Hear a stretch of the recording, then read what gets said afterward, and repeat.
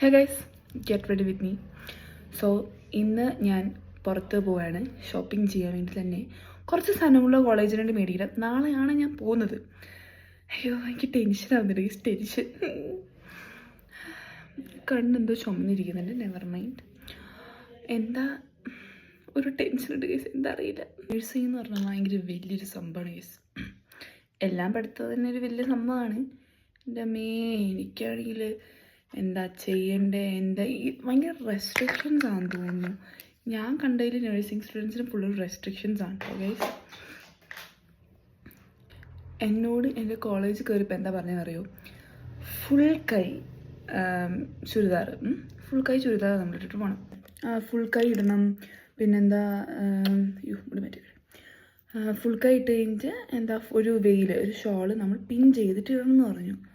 ഞാൻ ഇത്രമാത്രം റെസ്ട്രിക്ഷൻസൊന്നും ഞാൻ ചിന്തിച്ചു. സോ ഇത്രമാത്രം റെസ്ട്രിക്ഷൻസൊക്കെ എന്തിനാന്ന് എനിക്കറിയില്ല.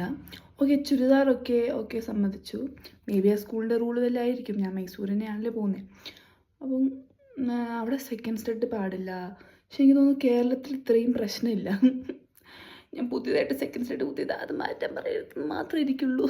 പിന്നെ ഭയങ്കര സ്ട്രിക്റ്റൊക്കെയാണ്.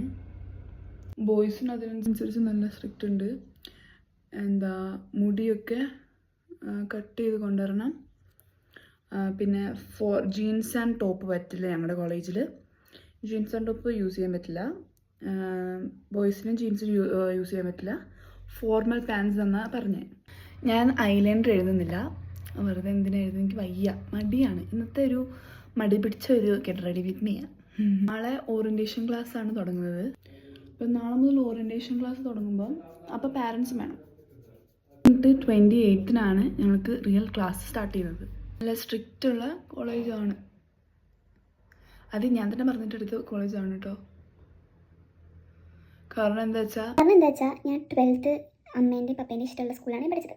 അപ്പോൾ അവർക്കൊരു സ്വൈര്യമില്ലായിരുന്നു. അവർ പറഞ്ഞു എന്നാൽ കോളേജ് നിൻ്റെ ഇഷ്ടത്തിലെടുക്കുന്ന പറഞ്ഞു. എൻ്റെ ഇഷ്ടത്തിൽ അങ്ങ് എടുത്തു. മെസ്സേജ് എൻ്റെ കോളേജിൽ നിന്ന് വന്നിട്ടുണ്ട്. നാളത്തെ ലൊക്കേഷനാണെന്ന് തോന്നുന്നു. അങ്ങനെ ചുണ്ടിലെല്ലാം കഴിഞ്ഞിട്ടുണ്ട്.